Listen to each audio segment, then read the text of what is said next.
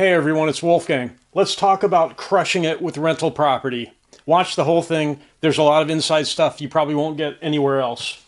Okay, so this is true, everything I'll discuss here for 1 to 4 units and anything over 5 units, which is commercial residential property. All this applies for those cases, for all sizes of properties. The first thing you want to do, not what I didn't do this, but tenant screening. You want to look online, look up tenant screening, find a tenant screening company, and use a tenant screening process to screen all your tenants. The reason is, what is the property worth? What is 1 unit worth in dollar amount? You have a 100% right to know who is living in your property. And usually the tenant screening is not that expensive. And the most important thing is the tenant pays for the tenant screening process.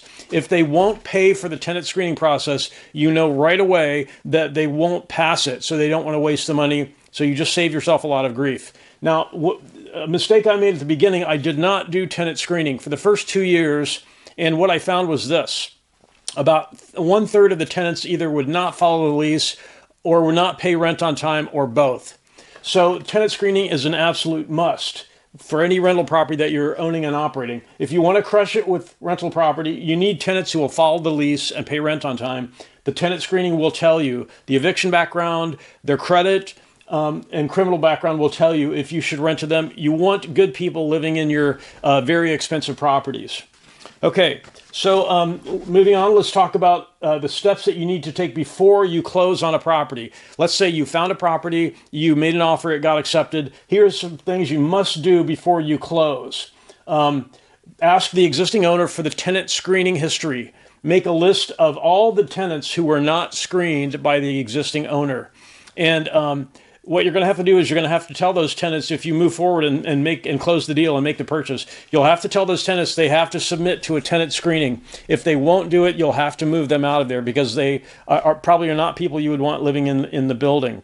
So you ask the existing owner for the tenant screening history. Next, this is probably the most important thing on this entire board, is the insurance. Ask the existing owner for the name of the insurance company they use. Call them, ask them if they will give you a quote for the same building once the new owner takes over you. If the insurance company refuses, if they tell you they're not going to rewrite a policy for that building, call a couple of other companies. This has actually happened to me. I was not able to renew the policy on the property. I had to find another source of insurance. I found it, but sometimes you can't. If you can't get insurance, you will not be able to get a loan, and you will not be able to refinance it later to pull money out. So insurance is a very high priority thing to check before you close the purchase, especially now because the insurance market is a little bit, it's much more flaky now than at any time in my career as a landlord.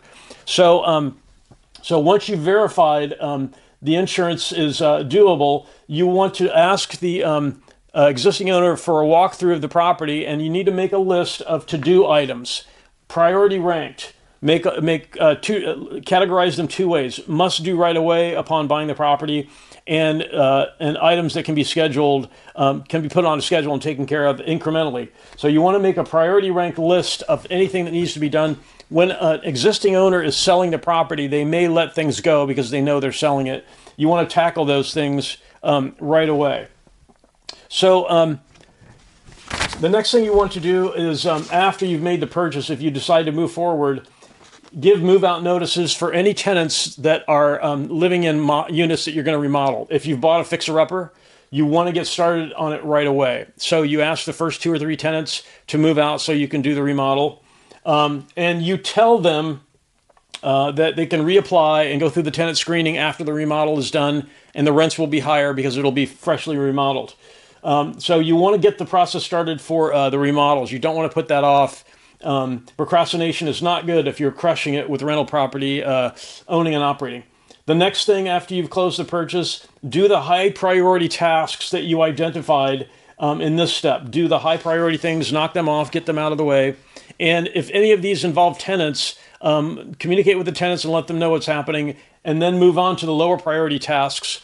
Coordinate that with tenants and let them know they're on the schedule and what the schedule is for the lower priority things. And once you've taken care of all those things on your to-do list, you're in good shape. So the next thing is how do we operate the property? One of the most important things you could do to protect yourself is an umbrella insurance policy. It protects all your assets. Get a quote on that and get an umbrella insurance policy to cover all your property and everything that you own. And then if you're a brand new property owner and manager, take a course or get a book if you're new so that you can learn the ropes. It could be a self-paced course that doesn't take too long if you pick things up quickly. Definitely you want to familiarize yourself with what to do if it's your first property that you're purchasing. So the next thing is to crush it with rental property. If you don't want to manage it yourself, is to hire a property manager. Then it becomes a much more passive investment. And property managers get paid 4% to 10% of the rents that are collected. They also get paid for maintenance issues that they take care of. Okay, so there are two gotchas with this. If you want to crush it as a rental property owner, this alone may have been worth the time to watch this. If because the property manager gets paid a portion of the collected rent, they have an incentive to keep the property occupied, fully rented at all times.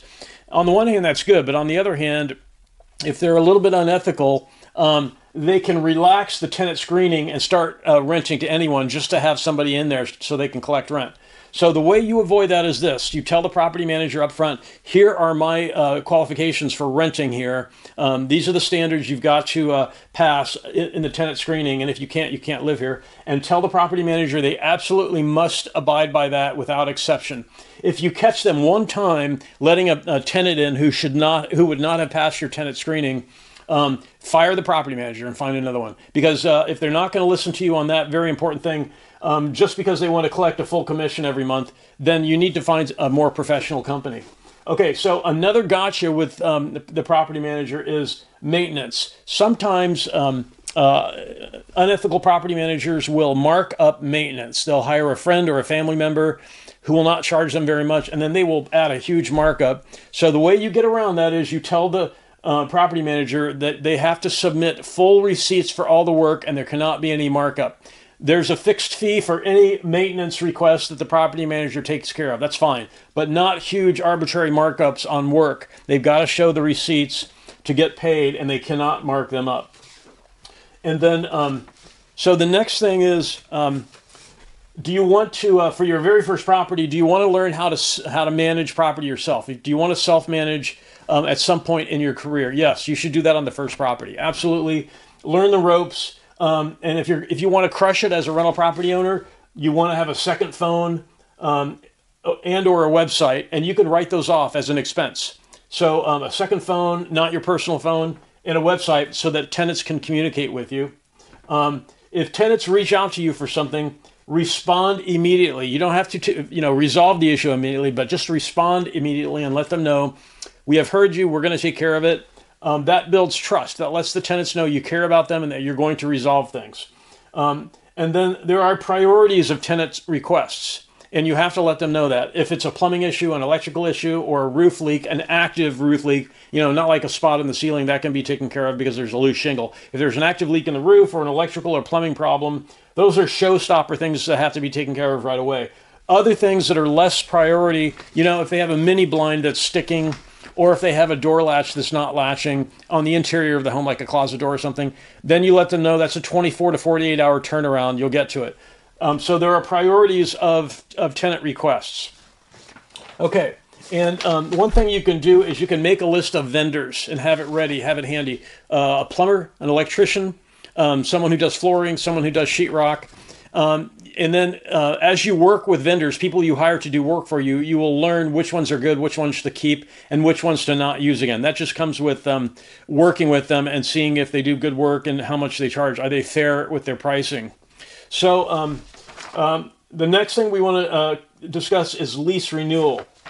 Not everyone renews their lease. What you should do is 2 months before the tenant's going to move out, obviously you're going to know when their lease is coming up for renewal. So 2 months before they move out, ask them for permission to go through the unit to see what needs to be taken care of and fix everything. And that way the tenant is happier and they're more likely to renew the lease. One of the things you can do if the tenant, in some cases tenants do want to move out. They've got a job change or something. So one of the things you can do, and actually one of the things you should do, is put in the lease that you have the right to show the unit to prospective tenants after a written move-out notice is turned in. If the tenant decides they're not going to renew the lease and they turn in a written notice, you've got something in your lease that says you have the right to show the unit after you give them proper notice. The amount of proper notice depends on the area that you live in. But basically, it just allows you to show the unit right after they turn in their move-out notice. The other thing you want to do is take the photographs you used for the advertisement for the previous tenant. You know, for the tenant that's moving out, when you advertised it, take those photos and start advertising the unit right away when you get the move-out notice from the tenant. Don't wait for the tenant to move out and then do any repairs and cleaning and then put it on the market. Put it on the market immediately. During your tour of the property, when you fixed everything, you know if there's something that's going to take a little bit more time to fix. You now know what those are. Any tenant, any new tenant that looks at the place, you can tell them it's going to be a day or two after the first of the month to allow us to fix a couple of issues. Just to give yourself the time to do that. But the cool thing about this is, if you want to crush it as an operator and owner of rental property, is you don't wait for the property to go vacant before you start advertising it and doing the cleanup. You do that while the tenant is there, so that when they move out, the new tenant moves in with maybe a day or two overlap. And the reason this is important is, if you have a lot of units as you grow in time, and you look at the number of units you're leaving vacant for a month or so, it adds up to a small fortune. You don't want to do that. If you want to crush it as a rental property owner and operator, you want to maximize the rental income and not leave things vacant when you don't have to. You want to have a tenant rented. You want to have the unit rented by the time the tenant moves out, and you can do that. In most cases, the tenant has to give a 30 or 60-day notice. You can easily, almost always, get a new tenant ready to move in with that much time. So among all these things, the most important thing is the insurance, probably one of the most important things, because you've got to be able to get a loan on the property. Most of the time, you're going to need to get a loan, and you won't be able to without the insurance. So make sure you check the insurance. There's really no way around that. If you can't get the property insured, you have to find something that is insurable. You're going to need at some point to refinance the loan and pull money out, and so it must be an insurable property. So I hope this helped everyone. A lot of insider stuff you probably can't get in too many places. I've got a lot of experience as an owner and operator. If you have any questions, please post them in the comments, and I'll answer them. And thank you kindly for watching, and have a great day.